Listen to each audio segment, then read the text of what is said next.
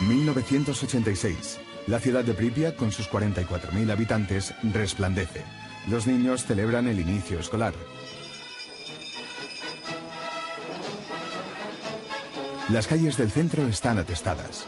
Todo el mundo en la Unión Soviética conoce a Pripyat. Es 26 de abril de 1986. En el bloque 4 de la central, 276 trabajadores participan en un experimento. Oficialmente tienen que probar un sistema de autoalimentación del reactor para ahorrar energía. La realidad es bien diferente. Se trata de una orden militar. En plena Guerra Fría y con el miedo de un ataque del bloque capitalista, los responsables de la nuclear reciben un encargo: probar cuánto tiempo tardan los generadores de la planta en volver a funcionar después de un corte súbito de energía. Quieren asegurarse de que la central puede reaccionar a cualquier ataque bélico. Para poder llevar a cabo el experimento, bajan la potencia del reactor de 1000 megavatios a 200. No saben que tiene un fallo de construcción y no responde a baja potencia. A la 1:23 de la madrugada, ningún sensor detecta que la presión del vapor en el núcleo del reactor es incontrolable. Solo 48 segundos después, se disparan las alarmas, pero ya es demasiado tarde. A la 1:24:03, se produce una explosión en el interior del reactor. La detonación provoca un movimiento de tierra perceptible incluso en la ciudad de Pripyat. Un momento después, una segunda explosión revienta todas las puertas y ventanas del edificio de la central. Los trabajadores observan completamente atónitos cómo salta por los aires la tapa del reactor número 4. 1.200 toneladas de acero se desintegran como si fueran azúcar a una temperatura que supera los 3.000 grados centígrados. Del enorme cráter emerge una gran bola de fuego y una poderosa corriente de vapor lanza 50 toneladas de uranio y 700 de grafito radioactivo. Un enorme cilindro incandescente se eleva a más de 2.000 metros de altura formando un arco iris de colores, amarillos, azules y verdes, pero predomina el rojo sangre. Es un efecto visual completamente desconocido. Nunca antes habían sido liberadas a la atmósfera unas cantidades tan altas de material radioactivo. Un compuesto 500 veces mayor que el de la bomba atómica de Hiroshima en 1945. Lo que muchos confunden con una luz divina es el espectáculo de colores que ofrecen las partículas radioactivas. Pronto van a saber que más que una luz divina es una luz letal.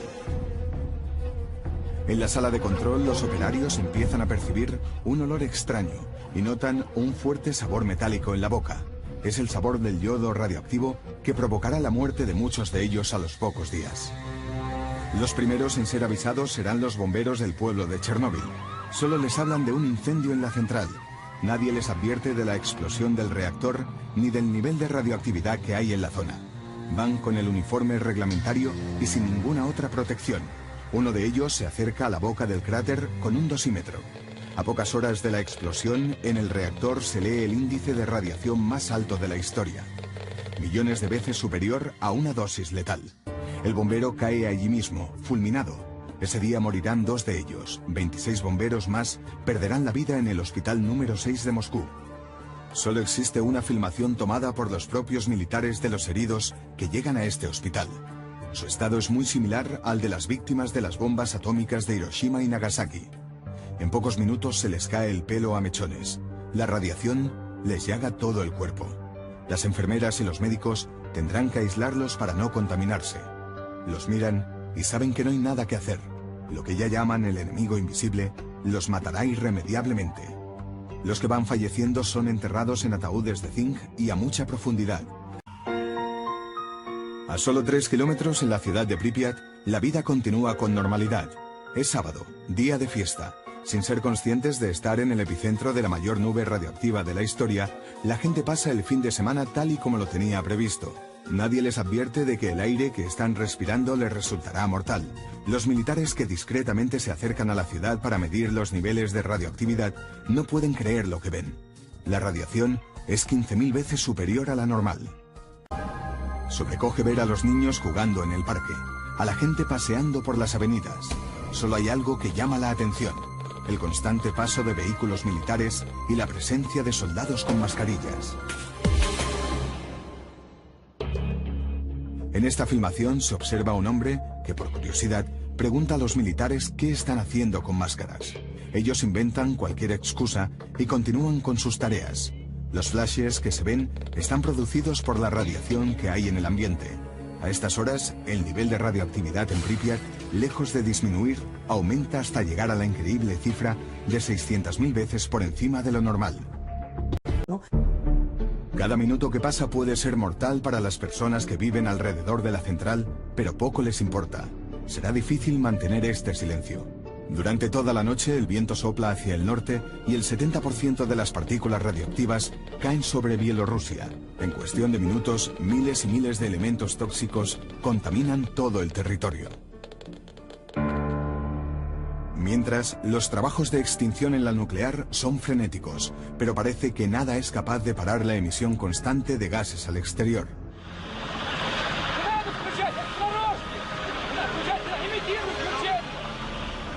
Los primeros helicópteros militares se acercan al reactor para apagarlo desde el aire. Los mandos saben que están condenando a muerte a sus pilotos. No tiene ni protección del plomo, ni nada, ni máscaras. Solo máscaras de tela, es nada. Nikolai es uno de los pocos pilotos que sobrevuelan el reactor y que todavía está vivo. Los helicópteros no pueden estar más de 20 minutos cerca de la columna de humo porque la radiación bloquea los sistemas eléctricos. Es tan alta que estar 30 segundos más del tiempo establecido supone la muerte inmediata para los pilotos. 27 de abril de 1986, Pripyat.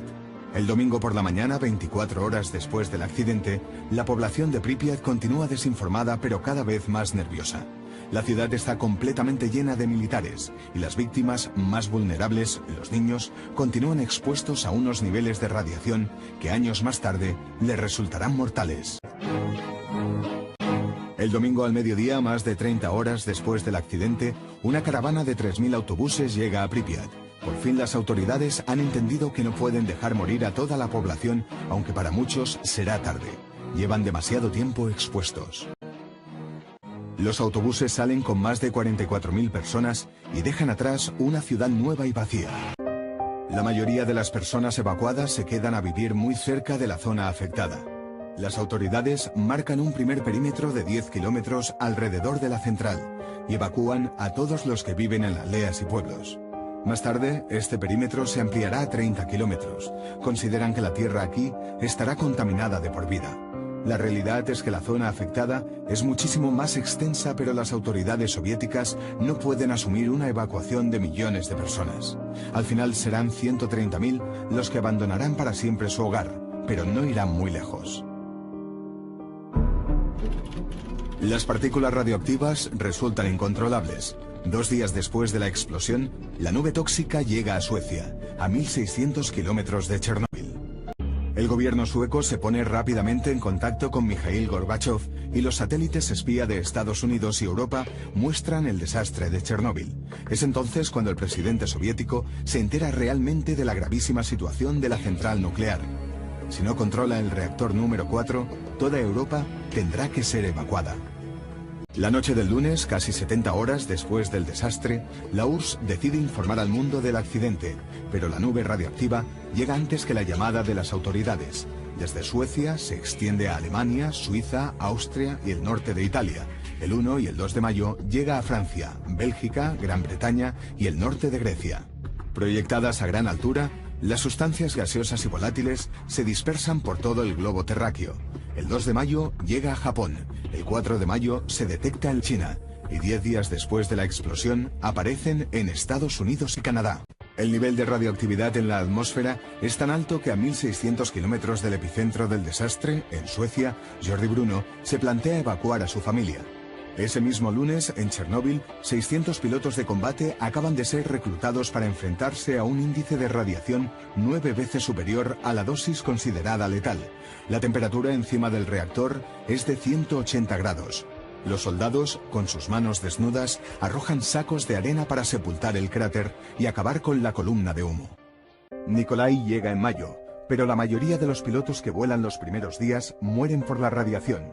Son obligados a sobrevolar la zona una media de 30 veces al día. Uno de ellos, víctima del cansancio y las altas dosis de radioactividad, se desvanece, pierde el control del aparato y se precipita hacia el interior del reactor. Es un cámara militar el que capta este momento. También los liquidadores responsables de cargar la arena en los helicópteros sufren poco tiempo después los efectos de la radioactividad. El 12 de mayo de 1986, 17 días después de la catástrofe, las autoridades reclutan a 10.000 mineros encargados de una importantísima misión: cavar un túnel de 150 metros desde el reactor 3 hasta el reactor 4 para instalar un sistema de refrigeración que enfríe el núcleo. Allí el magma continúa activo.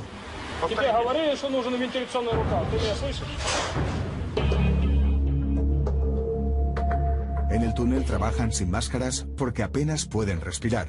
No hay ventilación y las temperaturas alcanzan los 50 grados. Grupos de 30 mineros se relevan cada 3 horas. Beben de las botellas de agua abiertas y se quitan las camisetas debido al calor sin tener en cuenta que se someten a un nivel de radiación 300 veces por encima del normal. A esta escuela llegan los mineros después de 24 horas de trabajo.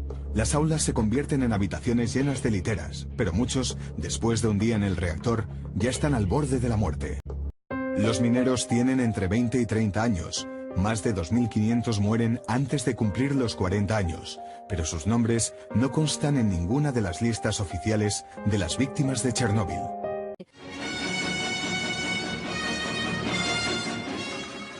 El 14 de mayo, 19 días después del accidente, Gorbachov se dirige por primera vez a sus compatriotas. Недавно нас постигла беда. Авария на Чернобыльской атомной электростанции. Она больно затронула советских людей, взволновала международную общественность.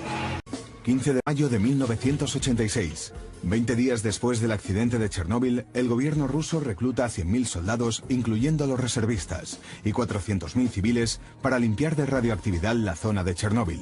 Pasarán a la historia como los liquidadores.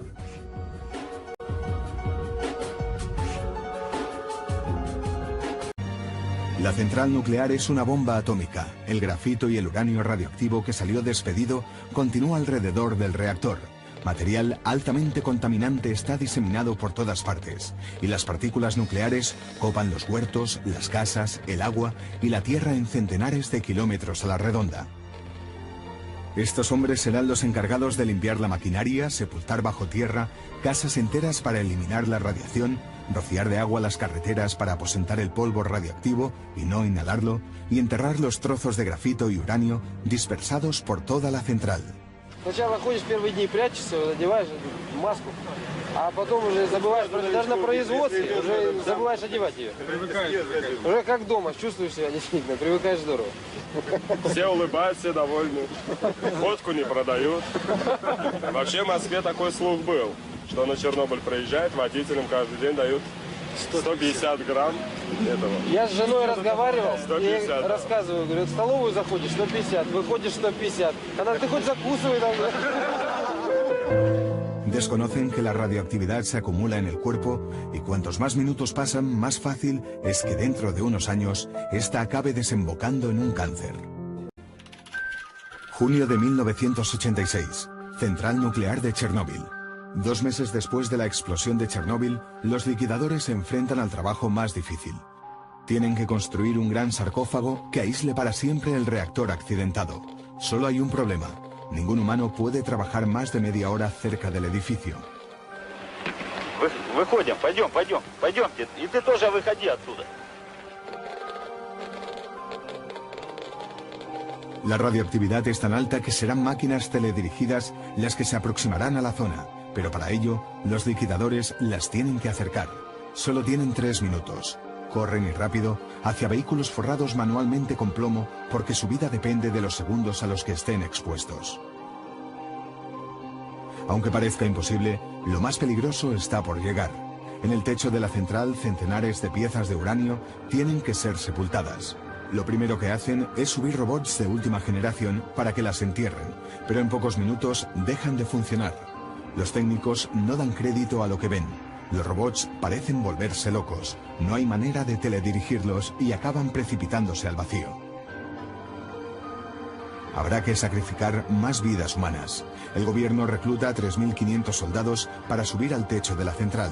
Serán conocidos como biorobots. De nuevo, estos hombres son engañados. Les ofrecen cambiar 3 años de servicio militar en plena guerra de Afganistán por 3 minutos de subida en el techo de la central. Todos aceptan el trato, sin saber que las posibilidades de morir en Chernóbil son infinitamente más altas que en una guerra.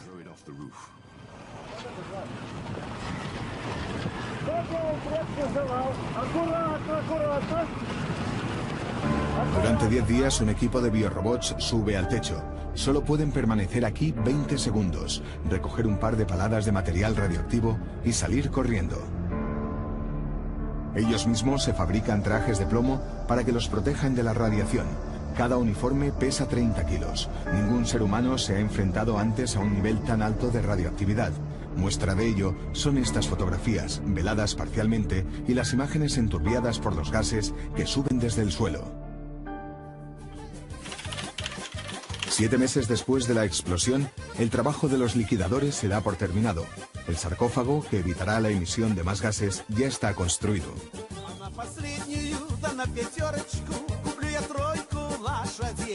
Los soldados escriben sus nombres en las últimas piezas. Una bandera ondea en el tejado. Es la gesta militar más importante lograda por la Unión Soviética desde su victoria en la Segunda Guerra Mundial contra los alemanes, pero esta vez contra un enemigo invisible. Por eso los militares hacen ondear orgullosos su bandera. El trabajo ha sido titánico. Cada liquidador recibirá un diploma y una medalla conmemorativa.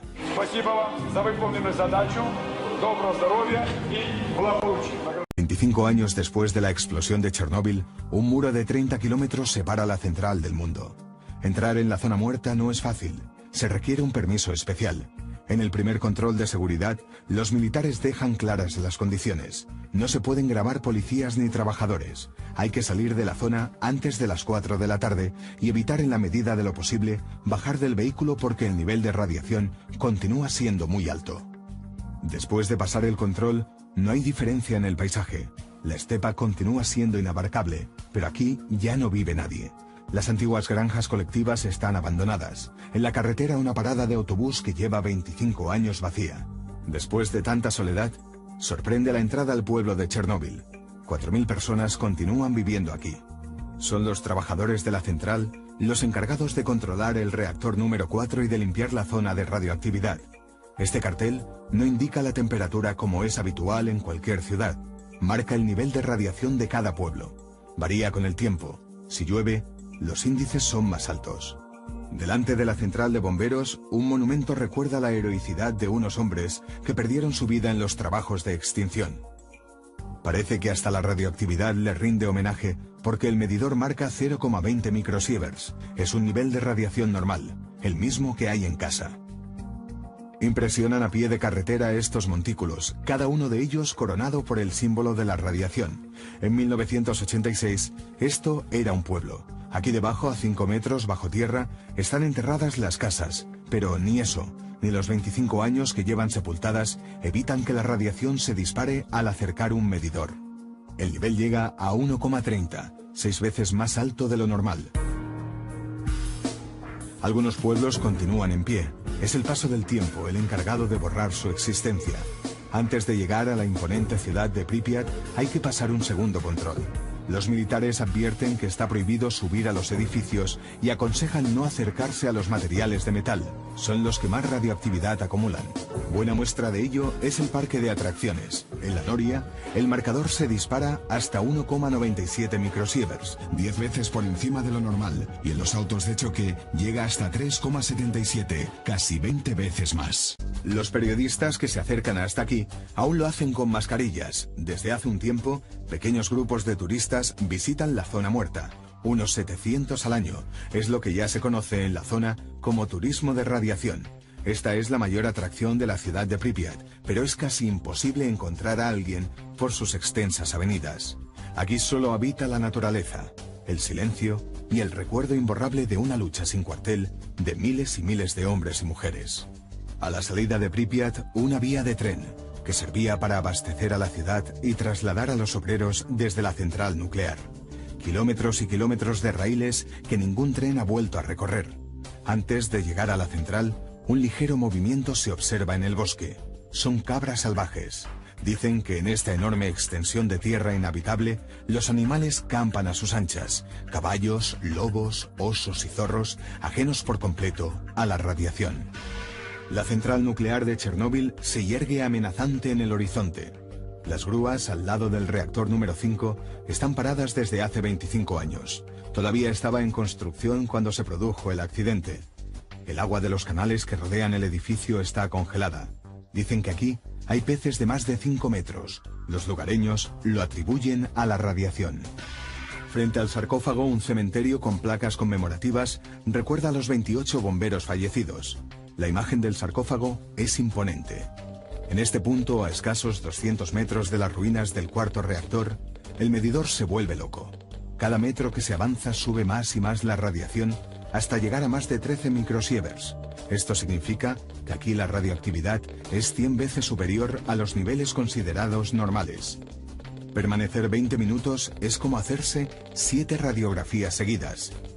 Después de rodar aquí durante media hora, los expertos recomiendan no hacerse ninguna radiografía en un año. El cuerpo ya ha superado los límites de radioactividad que se pueden acumular en 365 días. Hay leyendas como la de un hombre que vive en la zona y dice que aprovecha la energía que sale del sarcófago para mejorar su salud. Se tumba delante unas 4 o 5 horas y dice que no se constipa en todo el invierno. Son leyendas urbanas que los que tienen que vivir respirando constantemente este aire prefieren creer. 25 años después de la construcción del sarcófago, los gases tóxicos continúan escapándose a la atmósfera. Han pasado 25 años.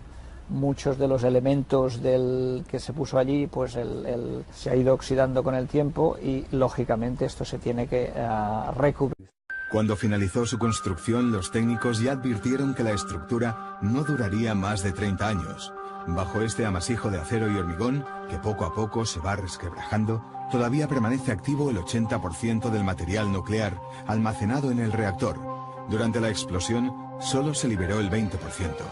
Un incidente en la central podría afectar a toda Europa, pero nadie está dispuesto a sufragar las obras del nuevo sarcófago que ascienden a 740 millones de euros. En la última conferencia de donantes celebrada este mes, se recogen 550 millones, insuficientes para plantearse la construcción de un edificio que superará la altura de la Torre Eiffel. Antes de salir de Chernóbil hay que pasar un último control. Miden los índices de radiación para asegurarse de que nadie ha estado demasiado tiempo expuesto. Lo mismo sucede con los vehículos. De vuelta a casa, se masca en el ambiente la impresión de dejar atrás un enorme peligro.